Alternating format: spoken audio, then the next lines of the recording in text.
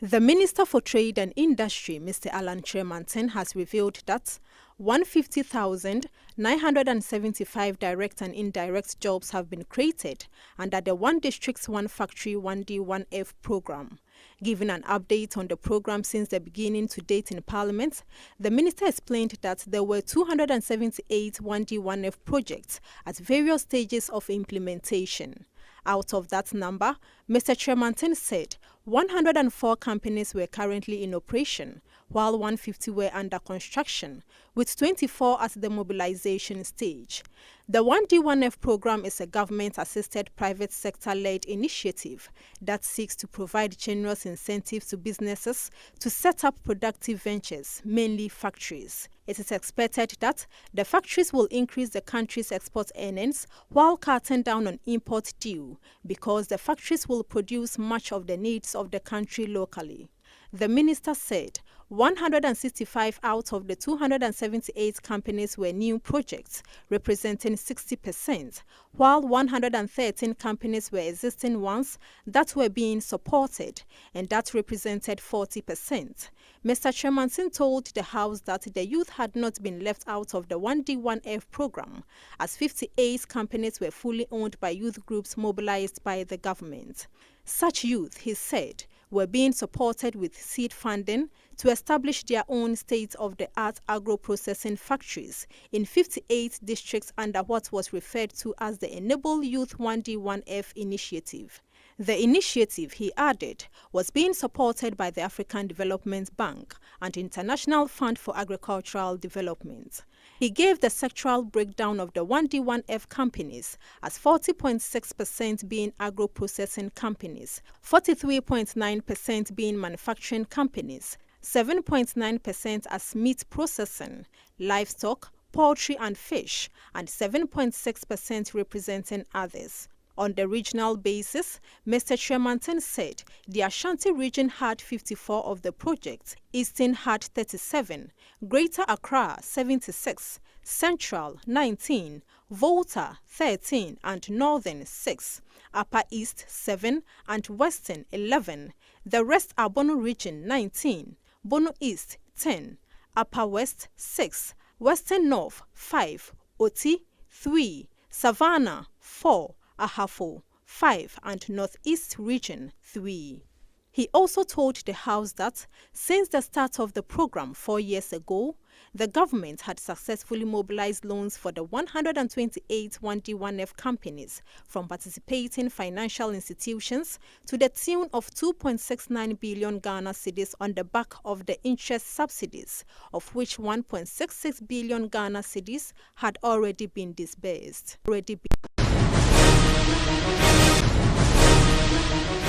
Ghana is to establish a national vaccine institute soon in the wake of the outbreak of the dreaded coronavirus pandemic, and to also reinforce health protection for its citizens.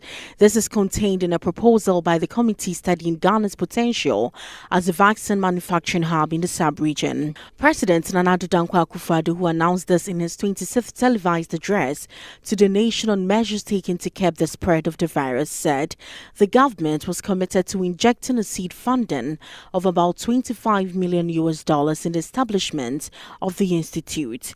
The committee, led by Professor Kwabena Frimpong Boateng, a world-renowned Guinean scientist, recommended that the institute be established to facilitate the development of local vaccine manufacturing plants. It will also pave way to deepen research and development for vaccines in Ghana and upgrade and strengthen the Food and Drugs Authority. The president said the global shortage of vaccines meant that Ghana must develop its capacity to produce its own vaccines domestically and reduce dependency on foreign supplies. The global shortage of vaccines means that we must develop our capacity to produce our own vaccines domestically and reduce our dependence on foreign supplies. We must be self-sufficient in this regard in the future and prepare ourselves better to deal with any such occurrences in the future. To this end, the committee I established under the leadership of the world-renowned Ghanaian scientist, Professor Kwabena Frimpong Boateng, to investigate Ghana's potential as a vaccine manufacturing hub to meet national and regional needs, has presented its preliminary report, which, amongst others, recommends the establishment of a National Vaccine Institute to spearhead this development. Government is committed to inject seed funding of some 25 million United States dollars this year into this whole enterprise. The Institute will be charged with delivering 6 clear mandates. 1, establishing local vaccine manufacturing plants. 2, deepening research and development for vaccines in Ghana. 3, upgrading and strengthening the FDA. 4, forging bilateral and multilateral partnerships for vaccine manufacturing in various areas, such as funding, clinical trials, technology transfer, licensing, and assignment of intellectual property rights. 5, building the human resource base for vaccine discovery, development, and manufacture. And 6, establishing a permanent national secretariat to coordinate vaccine development and manufacture. In the short to medium term, government is expected to ramp up the supply of COVID-19 vaccines by the third quarter of 2021. The availability of vaccines for our country will ramp up. Government is therefore standing by its commitment to vaccinate 20 million Ghanaians, i.e. the entire adult population, by the end of this year, in spite of the huge global demand for vaccines by countries and the surge in infections the world over. So far, 1,272,393 vaccine doses have been administered, with 865,422 persons having received a single jab, and 405,971 persons have received their full dose of 2 jabs.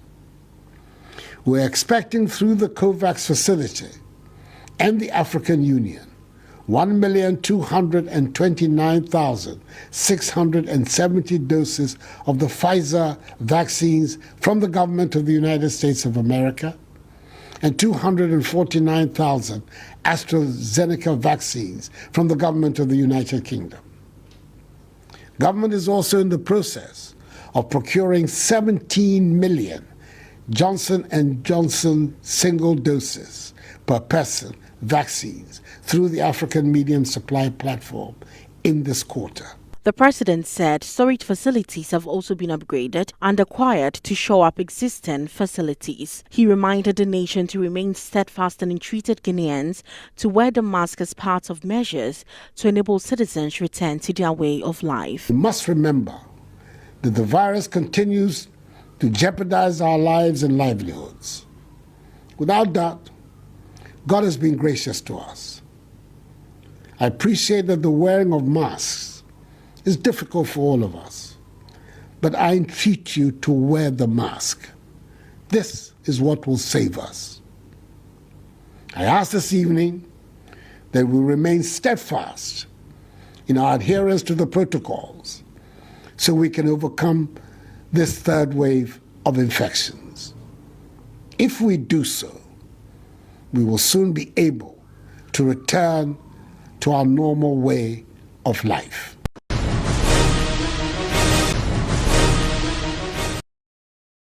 A social networking and business development event was on Saturday held in Accra to welcome and introduce some African Americans living in Ghana. Held at the Thea Coffee Shop at the airport residential area, the event also saw the unveiling of painting of Dave Chappelle, an African American comedian and celebrity icon who, according to the organizers, is moving to Ghana. David Curry Weber Chappelle is a stand-up comedian, actor, writer and producer, and is the recipient of numerous accolades including 4 Emmy Awards and 3 Grammy Awards, as well as the Mark Twain Prize. He is known for his satirical comedy sketch series, Chappelle's Show, from 2003 to 2006.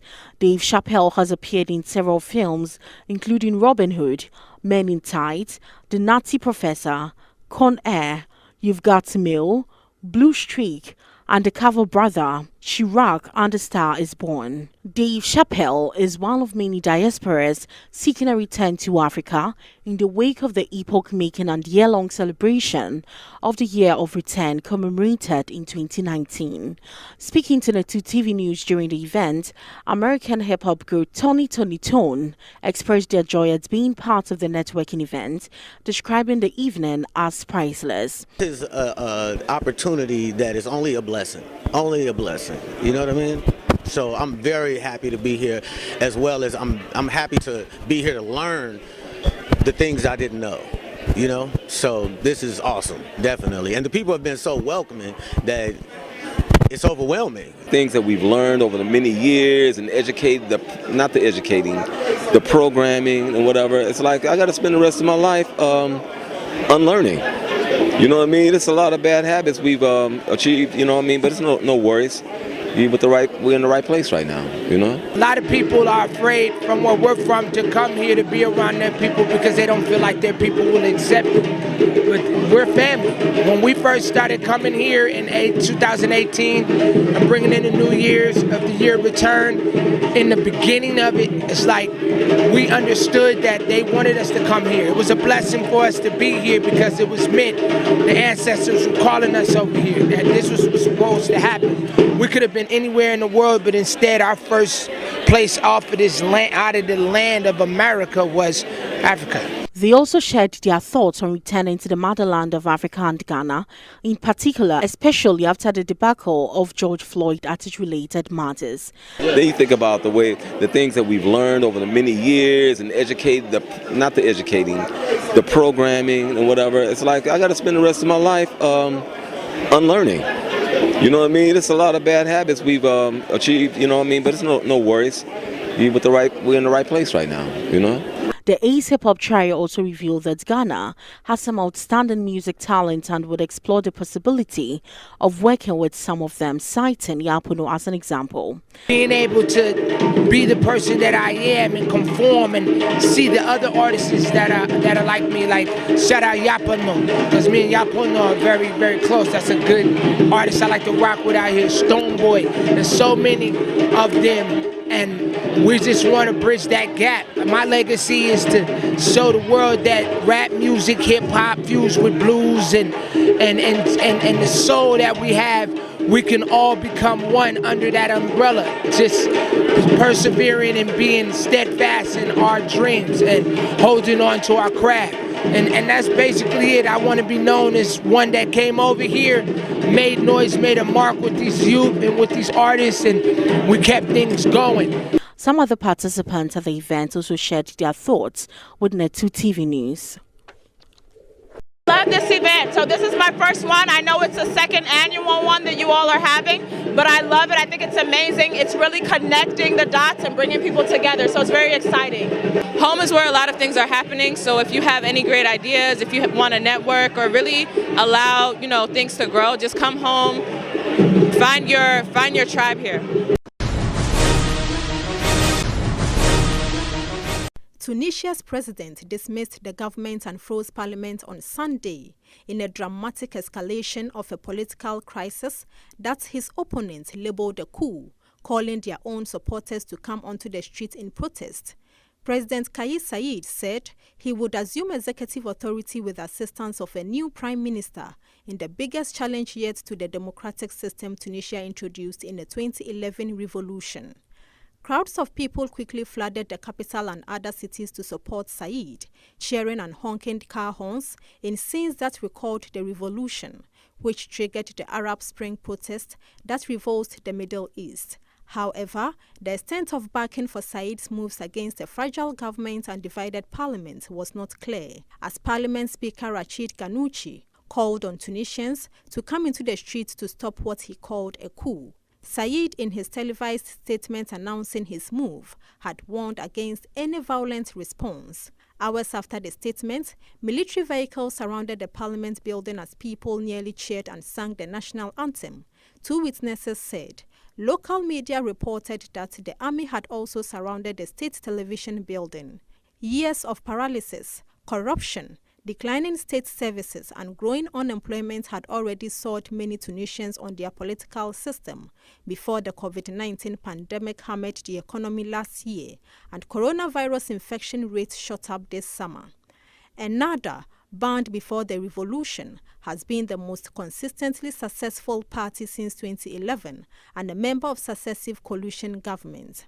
After calling for people to come into the street in protest in a video message later in the night, Ghannouchi said the parliament would meet in defiance of Said's move. The leader of another party, Karama, and former president Monsef Mazuki both joined Ennahda in calling Said's move a coup. The president and the parliament were both elected in separate popular votes in 2019, while Prime Minister Hichem Mechichi took office last summer, replacing another short-lived government. Said, an independent without a party behind him, swore to overhaul a complex political system plagued by corruption. Disputes over Tunisia's constitution were intended to be settled by a constitutional court. However, 7 years after the constitution was approved, the court has yet to be installed after disputes over the appointment of judges. Under the constitution, the president has direct responsibility only for foreign affairs and the military. But after a government debacle with walk-in vaccination centers last week, he told the army to take charge of the pandemic response. Tunisia's soaring infection and death rates have added to public anger at the government as the country's political parties bickered. Disputes over the economic reforms, seen as needed to secure the loan, but which could hurt ordinary Tunisians by ending subsidies or cutting public sector jobs, had already brought the government close to collapse.